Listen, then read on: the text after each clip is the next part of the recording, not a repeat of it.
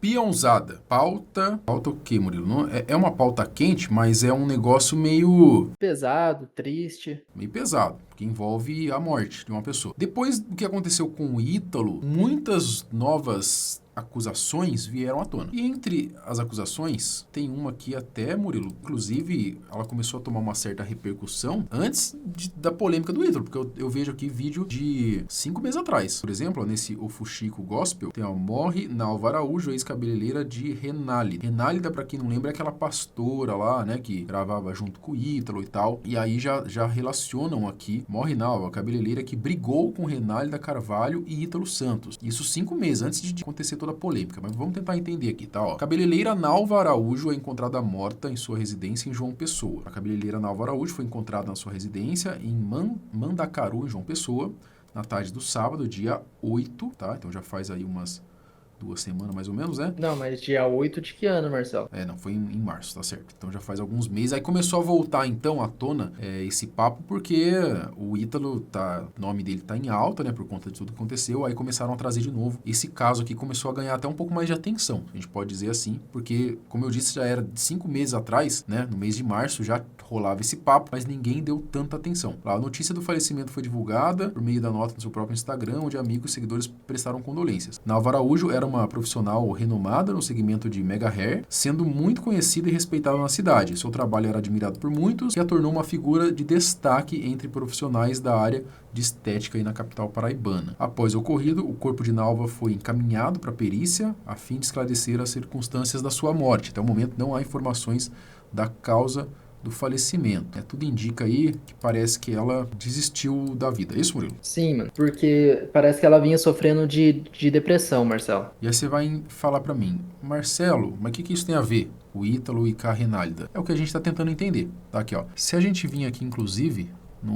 esse aqui é o Instagram dela, né, Nalva Araújo. Tem aqui o comunicado, né, de luto, ó lá, 8 de março. E aí as pessoas estão falando aqui, né, olha lá, justiça tarda, mas não falha, a conta chegou. Lá, a conta chegou, ou seja, né, já relacionando com o Ítalo lá, né, Murilo? A Nalva queria que você estivesse aqui, beleza. Vamos assistir um vídeo aqui desse rapaz que ele compilou um pouquinho aqui pra gente ficar por dentro do que aconteceu. É esse canal aqui, tá? Arrasa TV. Você sabia que um dos maiores desafetos do influenciador Ítalo Santos foi encontrada morta em casa? Estamos falando da cabeleireira Nalva. A cabeleireira Nalva Araújo, que tinha um desafeto com o Ítalo Santos e com a sua parceira Renálida, conhecida como pastora do Pix, lá na Paraíba, ela se envolveu em um processo judicial contra os dois. De acordo com a Nalva, o Ítalo ajudou a Renálida a processá-la e ela acabou perdendo o salão de cabeleireiro, clientes e vários bens materiais. A Nalva, de acordo com informações, era uma pedra no sapato do Ítalo Santos e ela começou a soltar nas redes sociais tudo que ela via nos bastidores, já que ela foi bem próxima do Ítalo e da Renálida. Se eu abrir a boca aqui pra falar da tua vida, eu amanheço o dia nessa live falando de tudo. Porque tu é um cara sem futuro, tu ainda vai pagar o que tu faz com essas crianças.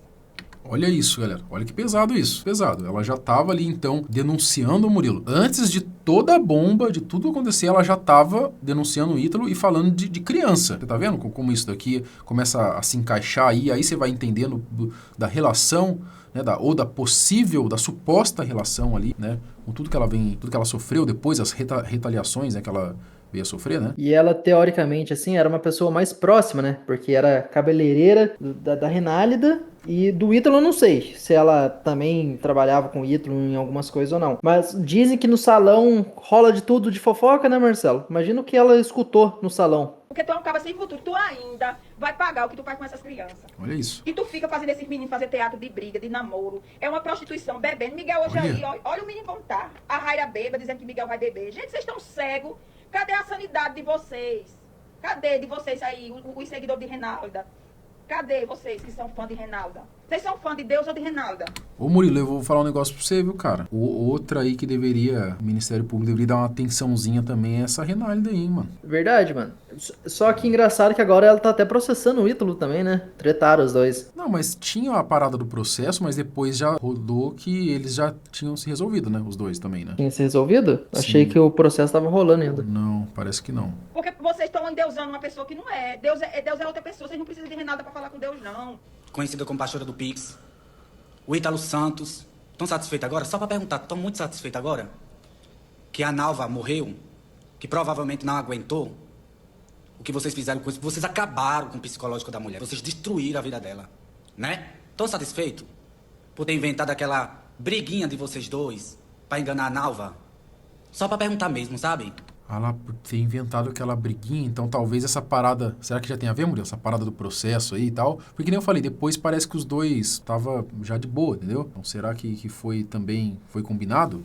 Pelo que pareceu aqui, né? A única briga que a gente sabe do Ítalo com a Renálida foi esse processo aí, que ele parece que ele doou um lugar que era uma igreja, né, que virou uma igreja dela, depois ele quis pegar de volta, aí deu essa tretinha aí. Esse é o rolê porque eu conheço, pelo menos. Eu não sei, não acompanhava, assim, nem Ítalo, nem Renálida, então não, talvez possa ter outra coisa, não, mas o que eu lembro, quando a gente começou a fazer os vídeos do Ítalo, foi isso. Por isso que eu digo pra vocês, minha gente.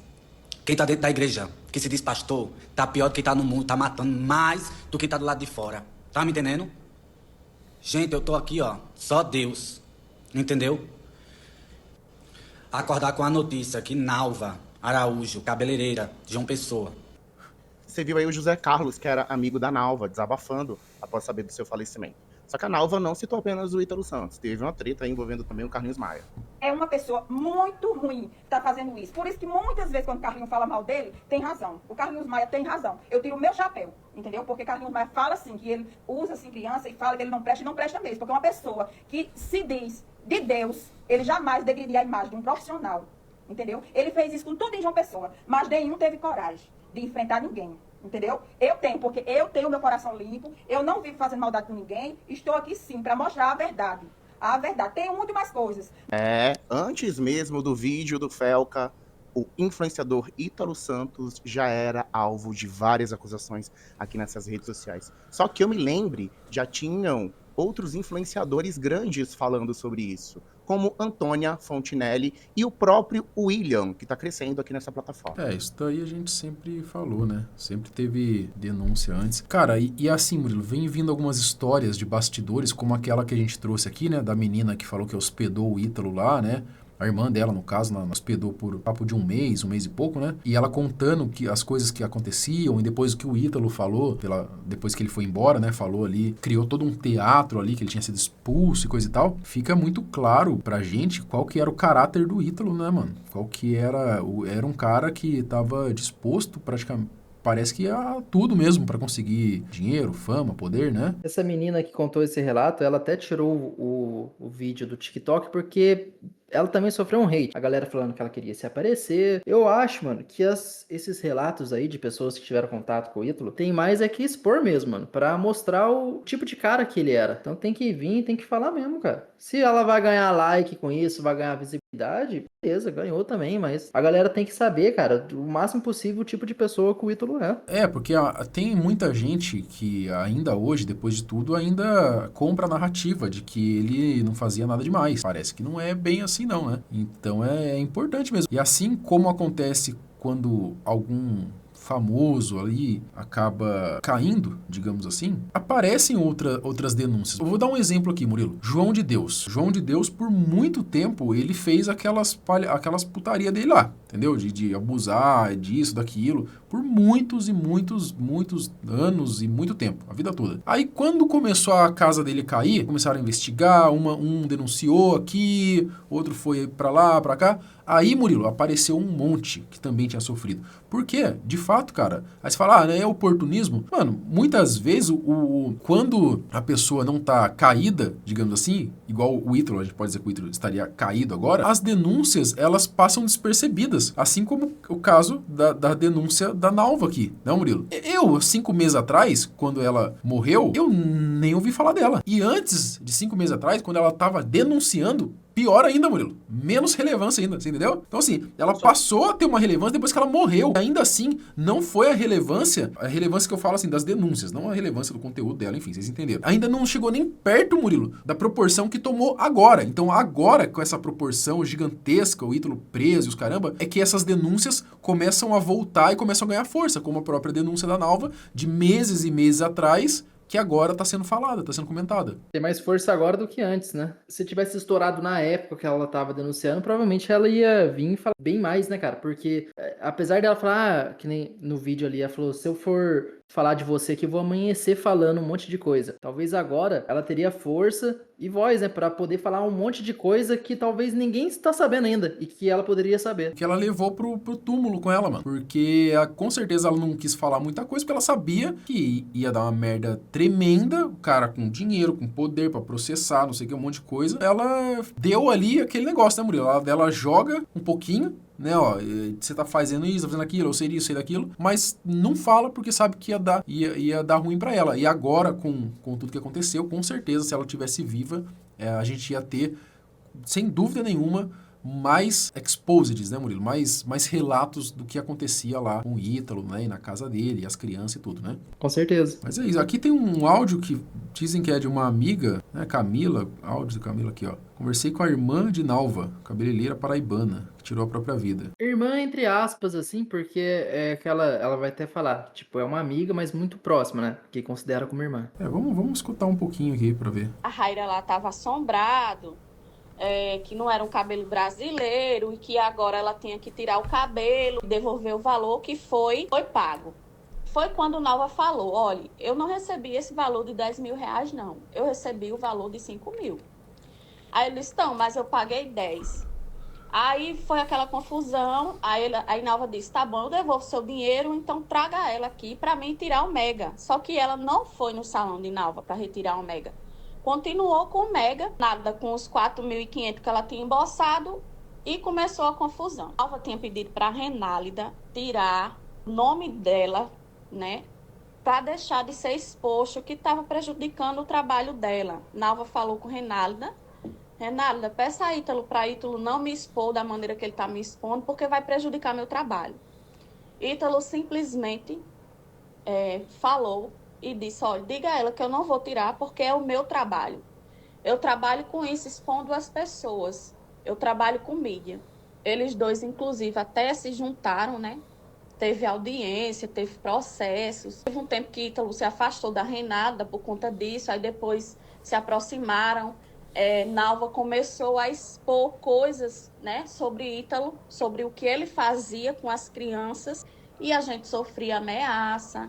Ela sofria ameaça, eu sofria ameaça por ajudá-la, por defendê-la e tentar explicar a situação nas redes sociais da melhor forma possível. Foi para o Ministério Público, ela procurou a justiça, a polícia aqui do nosso estado, né, da Paraíba. Começou a expor tudo aquilo que Ítalo fazia, né, com essas crianças. Então foi aí que começou as desavenças. E como eles tinham, né, tanto Renálida como o Ítalo tinham milhões de seguidores, o que aconteceu?